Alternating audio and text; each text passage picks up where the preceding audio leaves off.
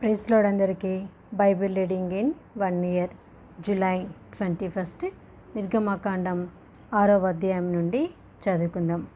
అందుకు యెహోవా ఫరోకు, నేను చేయబోచున్న దానిని నీవు నిశ్చయముగా చూచెదవు. బలమైన హస్తం చేత అతడు వారిని పోనిచ్చును. బలమైన హస్తం చేతనే అతడు తన దేశంలో నుండి వారిని తోలివేయనని మోషేతో అనెను. మరియు దేవుడు మోషేతో ఇట్లనెను, నేనే యెహోవాను, నేను సర్వశక్తిగల దేవుడను. పేరున అబ్రహాము, ఇస్సాకు, యాకోబులకు ప్రత్యక్షమైతిని, కానీ యెహోవా అను నా నామమున నేను వారికి తెలియబడలేదు. మరియు వారు పరవాసం చేసిన దేశమగు కానాను దేశమును వారికిచ్చుటకు నా నిబంధనను వారితో స్థిరపరిచితిని. ఐగుప్తులు దాసత్వమునకు లోపర్చి ఉన్న ఇశ్రాయేలు మూలుగులు విని నా నిబంధనను జ్ఞాపకం చేసుకొని ఉన్నాను. కాబట్టి నీవు ఇశ్రాయేలుతో ఇలాగూ చెప్పుము, నేనే యెహోవాను. నేను ఐగుప్తులు మోయించు బరువుల క్రింద నుండి మిమ్మల్ని వెలుపలికి రప్పించి వారి దాసత్వముల నుండి మిమ్మల్ని విడిపించి నా బాహువు చాపి గొప్ప తీర్పులు తీర్చి మిమ్మల్ని విడిపించి మిమ్మల్ని నాకు ప్రజలుగా చేర్చుకొని మీకు దేవుడనై ఉందును. అప్పుడు ఐగుప్తుల బరువు కింద నుండి మిమ్మల్ని వెలుపలికి రప్పించిన మీ దేవుడనైన యెహోవాను నేనే అని మీరు తెలుసుకుందురు.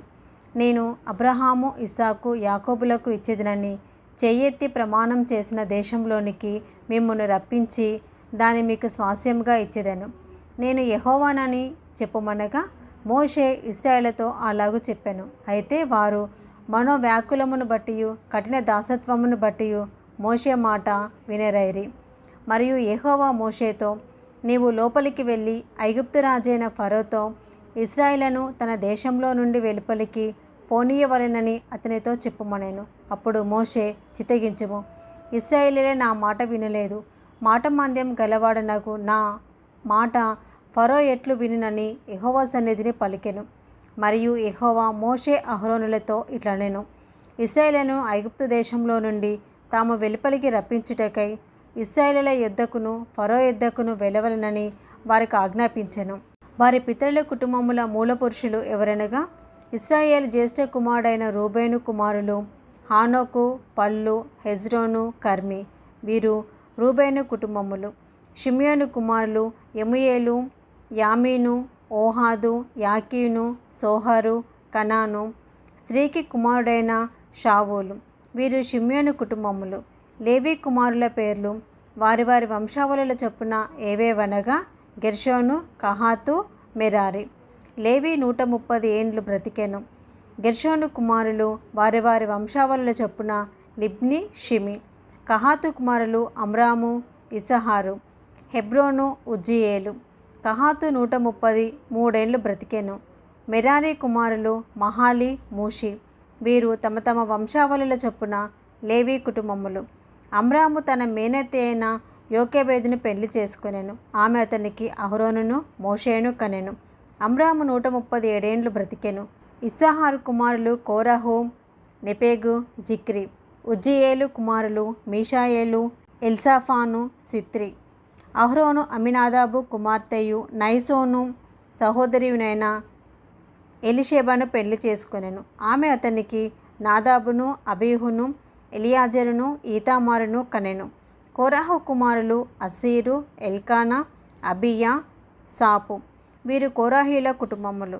అహరోను కుమారుడైన ఎలియాజరు పూతియేలు కుమార్తెలలో ఒకతని పెళ్లి చేసుకొనెను. ఆమె అతనికి ఫినెహాసును కనెను. వీరు తమ తమ కుటుంబముల చొప్పున లేవీయుల పుత్రుల మూల పురుషులు. ఇశ్రాయేలును వారి సేనల చొప్పున ఐగుప్తు దేశంలో నుండి వెలుపలికి రప్పించుడని యెహోవా ఆజ్ఞాపించిన అహరోను, మోషేలు వీరు. ఇశ్రాయేలును ఐగుప్తులో నుండి వెలుపలికి రప్పించవలెనని ఐగుప్తు రాజైన ఫరోతో మాట్లాడిన వారు వీరు. ఆ మోషే అహరోనులు వీరే. ఐగుప్తు దేశంలో యెహోవా మోషేతో మాట్లాడిన దినమున యెహోవా, నేను యెహోవాను, నేను నీతో చెప్పినది యావత్తు నీవు ఐగుప్తు రాజైన ఫరోతో పలుకుమని మోషేతో చెప్పగా, మోషే, చిత్తగించము, నేను మాట మాంద్యం గలవాడను. ఫరో నా మాట ఎట్లు వినునని యెహోవా సన్నిధిని పలికెను. నిర్గమకాండం 7వ అధ్యాయము.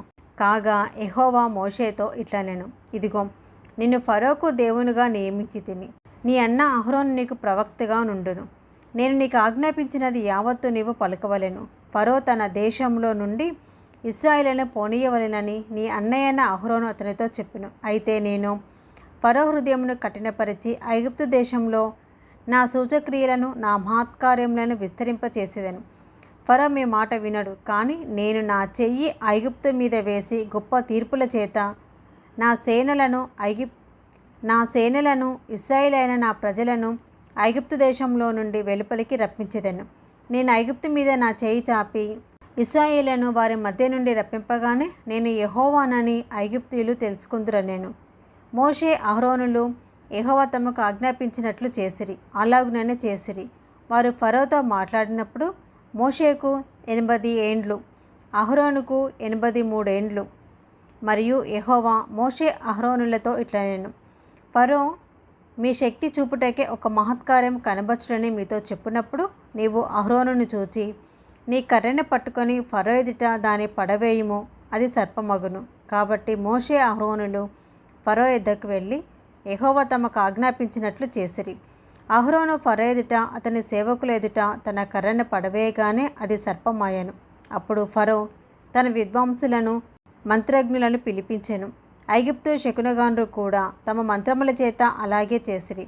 వారిలో ప్రతివాడును తన కర్రను పడవేసినప్పుడు అది సర్పమాయను. కానీ అహరోను కర్ర వారి కర్రలను మింగివేయగా యెహోవా చెప్పినట్టు ఫరో హృదయము కఠినమాయను కనుక అతడు వారి మాట వినకపోయాను. తర్వాత యెహోవా మోషేతో ఇట్లనెను, ఫరో హృదయము కఠినమైనది, అతడు ఈ ప్రజలను పోనీయనొల్లడాయెను.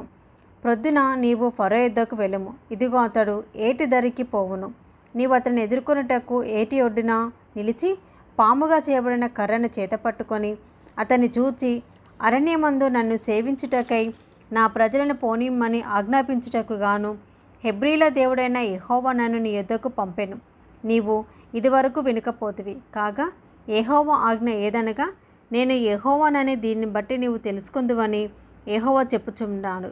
ఇదిగో నా చేతిలోనున్న ఈ కర్రతో నేను ఏటి నీటిని కొట్టుదును, అది రక్తముగా మార్చబడును. ఏటిలోని చేపలు చచ్చును, ఏరు కంపు కొట్టును. ఏటి నీళ్లు తాగుటకు ఐగుప్తీయులు అసహ్యపడుదురని చెప్పుమనెను. మరియు యెహోవా మోషేతో ఇట్లనెను, నీవు అహరోనుతో నీ కర్రను పట్టుకొని ఐగుప్తు జలముల మీద అనగా వారి నదుల మీదను వారి కాలువల మీదను వారి చెరువుల మీదను వారి నీటి గుంటలన్నిటి మీదను నీ చేయి చాపుము, అవి రక్తమగును. ఐగుప్తు దేశం అంతటను మ్రాను పాత్రలలోను రాతి పాత్రలోను రక్తముండునని అతనితో చెప్పుమనెను. యెహోవా ఆజ్ఞాపించినట్టు మోషే అహరోనులు చేసిరి. అతడు ఫరో ఎదుటను అతని సేవకుల ఎదుటను తన కర్రను పైకెత్తి ఏటి నీళ్లను కొట్టగా ఏటి నీళ్ళనియు రక్తముగా మార్చబడెను. ఏటిలోని చేపలు చచ్చెను, ఏరు కంపు కొట్టెను. ఐగుప్తులు ఏటి నీళ్లు తాగలేకపోయిరి. ఐగుప్తు దేశమంతటా రక్తము ఉండెను. ఐగుప్తు శకునగాండ్రు కూడా తమ మంత్రముల వలన అట్లు చేయగా యెహోవా చెప్పినట్లు ఫరో హృదయము కఠినమాయెను. అతడు మోషే అహరోనుల మాట వినకపోయెను. జరిగిన దానిని మనసున పెట్టక ఫరో తిరిగి తన ఇంటికి వెళ్ళాను. అయితే ఐగుప్తులందరూ ఏటి నీళ్లు తాగలేక త్రాగునీళ్ళ కొరకు ఏటి పక్కలను తవ్విరి. నిర్గమకాండం 8వ అధ్యాయము. యెహోవా ఏటిని కొట్టి 7 దినములైన తర్వాత యెహోవా మోషేతో ఇట్లనెను, నీవు ఫరో యొద్దకు వెళ్ళి అతనితో నన్ను సేవించుటకు నా జనులను పోనిమ్ము. నీవు వారిని పోనీయనొల్లనెడల ఇదిగో నేను నీ పొలిమేరలన్నిటినీ కప్పల చేత బాధించెదను. ఏటిలో కప్పలు విస్తారముగా పుట్టును. అవి నీ ఇంట నీ పడక గదిలోనికి, నీ మంచము మీదికి, నీ సేవకుల ఇళ్లలోనికి, నీ జనుల మీదికి, నీ పొయ్యిలలోనికి, నీ పిండి పిసుకు తొట్లలోనికి ఎక్కివచ్చును.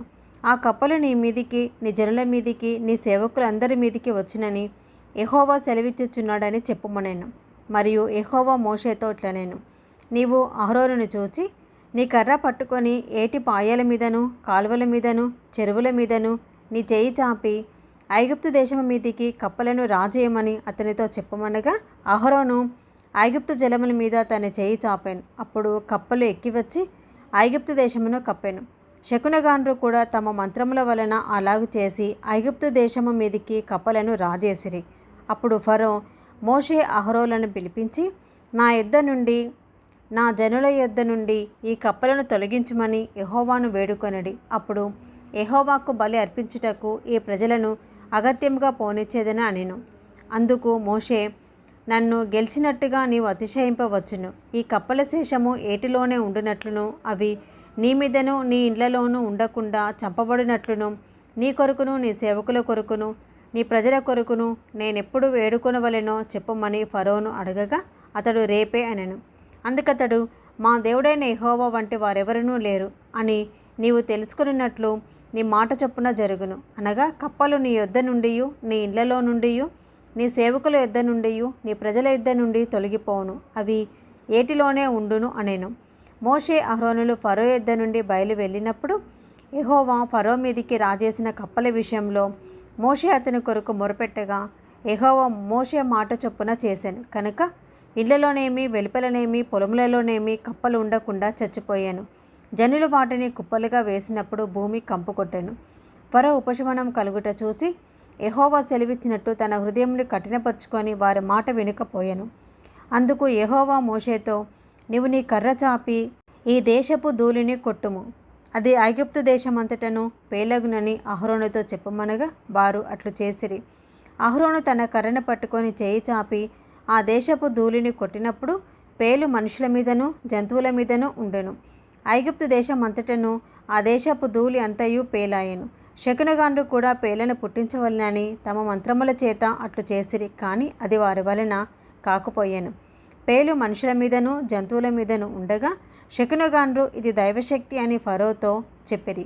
అయితే యెహోవా చెప్పినట్టు ఫరో హృదయము కఠినమాయెను, అతడు వారి మాట వినకపోయాను. కాబట్టి యెహోవా మోషేతో, నీవు ప్రొద్దున లేచి ఫరో ఎదుట నిలువుము, ఇదిగో అతడు ఏటి యొద్దకు పోవును, నీవు అతన్ని చూచి నన్ను సేవించుటకు నా ప్రజలను పోనిము. నీవు నా ప్రజలను పోనీయని ఎడల చూడుము, నేను నీ మీదికిని నీ సేవకుల మీదికిని నీ ప్రజల మీదికిని నీ ఇళ్లలోనికి ఈగల గుంపులను పంపెదను. ఐగుప్తీయుల ఇండ్లును వారున్న ప్రదేశమును ఈగల గుంపులతో నిండి ఉండును. మరియు భూలోకంలో నేనే యెహోవానని నీవు తెలుసుకున్నట్లు ఆ దినమున నేను నా ప్రజలు నివసించుచున్న గోషేను దేశమును వినాయించెదను. అక్కడ ఈగల గుంపులుండవు. నా ప్రజలను నీ ప్రజల నుండి ప్రత్యేకపరిచెదను. రేపు ఈ సూచక్రియ జరుగునని యెహోవా సెలవిచ్చినట్టు నీవు చెప్పవలెను అనెను. యెహోవా అలాగూ చేశాను. బాధాకరమైన ఈగల గుంపులు ఫరో ఇంటిలోనికి అతని సేవకుల ఇండ్లలోనికి వచ్చి ఐగుప్తు దేశమంతటా వ్యాపించెను. ఆ దేశము ఈగల గుంపుల వలన చెడిపోయాను. అప్పుడు ఫరో మోషే అహరోనులను పిలిపించి, మీరు వెళ్ళి ఈ దేశంలో మీ దేవునికి బలి అర్పించుడని వారితో చెప్పగా మోషే, అట్లు చేయతగదు.